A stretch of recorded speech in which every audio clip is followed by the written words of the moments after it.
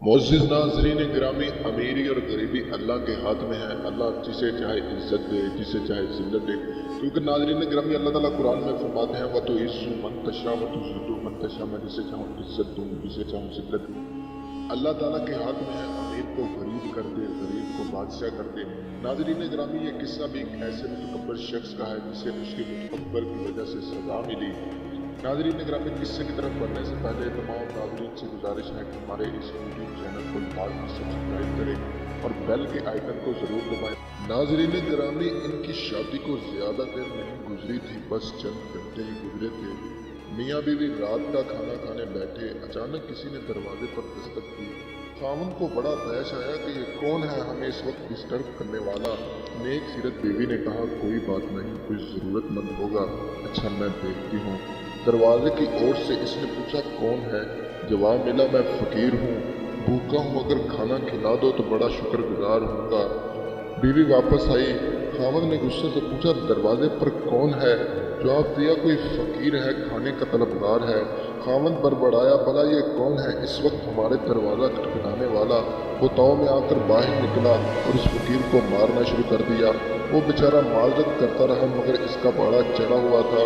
ये इसकी पिटाई करता रहा। फ़कीर हाँफता कांपता वापस चला गया। नाज़रीन गिरामी, इसके जिस्म पर खराशी आ चुकी थी, भूख भी बड़ी सख्त लगी हुई थी। आज तक ऐसा नहीं हुआ था कि वो किसी दरवाजे पर गया हो और इसके साथ ऐसा ज़ालिमाना सलूक हो, मगर क्या किया जाए, ये किस्मत की बात है। नाज़रीन गिरामी, खामन वापस आया। अब इसका मूड ऑफ हो चुका था। वो बड़बड़ाता हुआ खाने पर बैठ गया। इसकी दुल्हन भी परेशान नजर आ रही थी। नाज़रीन गिरामी, फिर अचानक शोहर की तबीयत खराब हो गई, उससे चक्कर आने लगे। उसे यूं महसूस हुआ जैसे किसी अनदेखी कुव्वत ने उसे दबोच लिया है। वो बुरी तरह चिल्ला रहा था। इसी हालत में वो घर से बाहर निकल गया। इसकी दुल्हन नहायत गमगीन हुई और परेशानी के आलम में खामन का इंतजार करती रही, मगर वो गधे की सींग की मानिंद इस तरह गायब हुआ कि फिर ना आया। नाज़रीन गिरामी, एक दिन नहीं कई हफ्ते गुजर गए। इसकी तलाश जारी रही। रिश्तेदार अकरबा सब परेशान हो गए। हर जगह तलाश किया, मगर बेसूद। और फिर महीने नहीं कई साल बीत गए। इसकी बीवी इसका मुसलसल बेसूद इंतज़ार करती रही।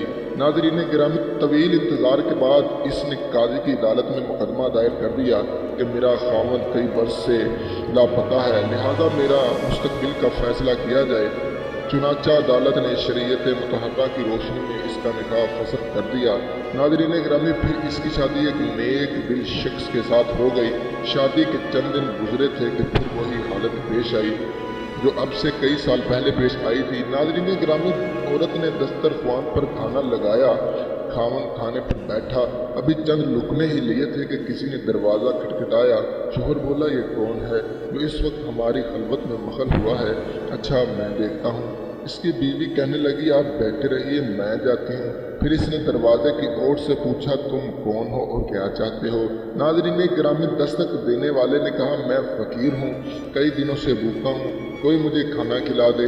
बीवी वापस आई। खामन को बताया कि एक फ़कीर है, कई दिन से भूखा है और खाना मांग रहा है।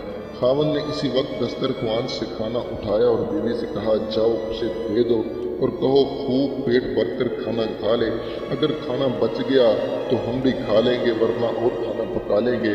नाज़रीन गिरामी, बीवी खाना ले गई और इस फ़कीर को पेश किया, फिर लौट आई। अब उसकी आंखों में आंसू थे, वो रो रही थी। नाज़रीन गिरामी, खामन ने पूछा बड़ी हैरानगी के साथ, क्यों रो रही हो? क्या उस फ़कीर ने कोई सख्त बात कह दी है?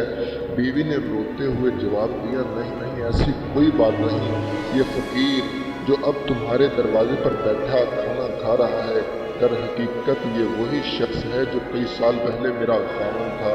मेरी इससे शादी हुई, पहली ही रात एक साइल हमारे दरवाजे पर आया। इसने खाना मांगा। मेरा ये खामन गुस्से में आकर उठा और फ़कीर को खूब मारा, हत्ता कि इसका खून निकल आया।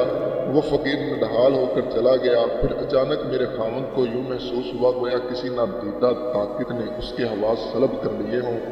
वो घर से भाग गया। हमने उसे बहुत तलाश किया, मगर वो न मिला। अब मुद्दतों बाद मैंने उसी साइल की हैसियत देखा है कि वो मेरे दरवाजे पर खड़ा है और भीख मांग रहा है। इसके खावंद ने यह बात सुनी तो वो भी रोने लगा। नाज़रीन गिरामी, बीवी ने बड़ी हैरानी से पूछा, तुम क्यों रो रहे हो?